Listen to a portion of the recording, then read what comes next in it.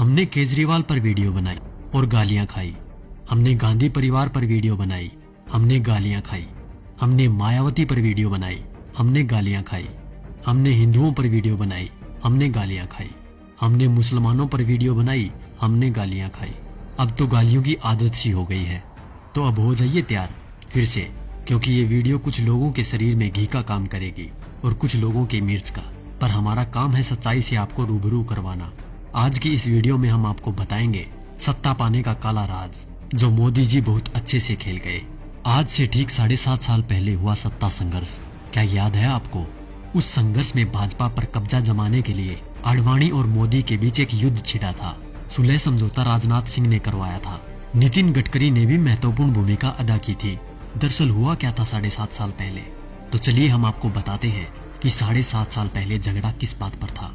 दरअसल बात ये थी कि लाल कृष्ण आडवाणी, जो कि भाजपा के सबसे वरिष्ठतम सदस्य हैं, उन्होंने भाजपा के सामने ये शर्त रखी कि वो उन्हें प्रधानमंत्री पद का उम्मीदवार बनाए। लेकिन नरेंद्र मोदी बिगड़ गए। नरेंद्र मोदी ने सीधी धमकी दे डाली कि अगला प्रधानमंत्री पद का उम्मीदवार उन्हें ही बनाया जाए, और वो भी इसी महीने। ये सुनकर सब सकते में आ गए।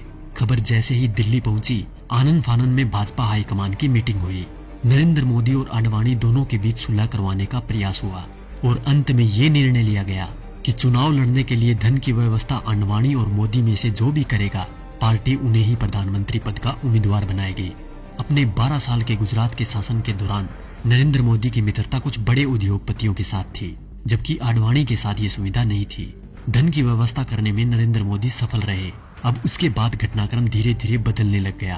पूंजीपतियों ने भाजपा के सामने शर्त रख दी कि भाजपा को तभी धन उपलब्ध करवाएंगे जब नरेंद्र मोदी को प्रधानमंत्री पद का उम्मीदवार पार्टी घोषित कर दे। भाजपा को पूंजीपतियों के दबाव के आगे झुकना पड़ा और नरेंद्र मोदी को प्रधानमंत्री पद का उम्मीदवार बनाना पड़ा। आडवाणी नाराज होकर कोप भवन में बैठ गए।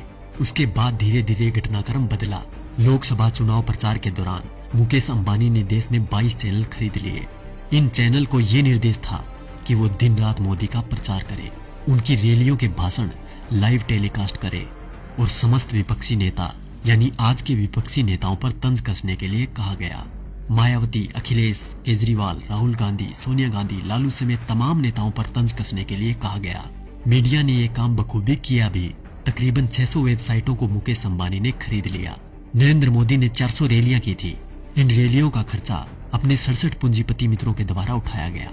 नरेंद्र मोदी को चुनाव प्रचार करने के लिए एक हेलीकॉप्टर दिया गया था। ये हेलीकॉप्टर चुनाव प्रचार के लिए अडानी ने दिया था। जैसे ही परिस्थितियां थोड़ी बदली, देश के प्रधानमंत्री मोदी जी बन गए। अरे मित्रों, मैं तो पीएम बन गया। पीएम बन के कैसा तन गया। ये विक्ट्री मेरी देखो, ये हिस्ट्री मेरी देखो, जैसे मॉडल मेरे गुजरात का। उसके बाद सिलसिला हुआ कर्ज उतारने का। तो सुनिए क्या क्या हुआ। अडानी को ऑस्ट्रेलिया के क्वींसलैंड शहर में खनन के लिए 600 करोड़ का कर्ज नरेंद्र मोदी ने दिलवाया। उनके पिछले 67,000 करोड़ के लोन को माफ कर दिया गया। मुकेश अंबानी को फ्री में 4G स्पेक्ट्रम दिए गए। इसके अलावा मुकेश अंबानी की कंपनी पर पिछली सरकार द्वारा लगाया गया जुर्माना माफ कर दिया गया। उनके भी कुछ कर्जों का राइट ऑफ कर दिया गया। दैनिक जागरण अखबार ने लोकसभा प्रचार के दौरान नरेंद्र मोदी का बखूबी साथ दिया था, इसलिए इस अखबार के मालिक को मोदी जी ने राज्यसभा में सांसद बना दिया। दैनिक भास्कर अखबार, जिसके मालिक वेदांता कंपनी है, उसको मोदी जी ने छत्तीसगढ़ में कोयले की खदान दिलवा दी।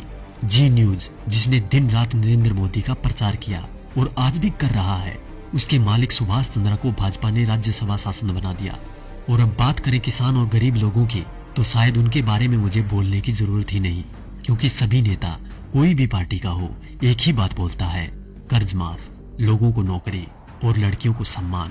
तो क्या हुआ भाई साहब, कर्ज तो आप सभी का माफ हो ही गया होगा और नौकरी भी लग गई होगी, आराम से घर बैठकर खाने की। वैसे देखा जाए तो हम जवानों को इस फोन से फुर्सत मिले तब ना।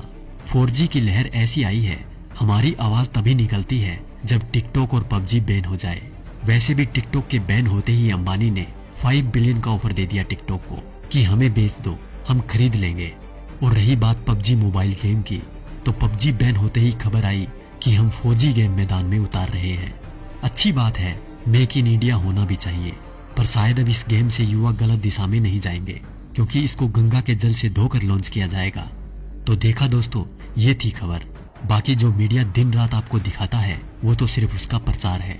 साथियों, ये खबर हर फोन में होनी चाहिए जिससे कि बीजेपी की इस करतूत का सबको पता चल जाए।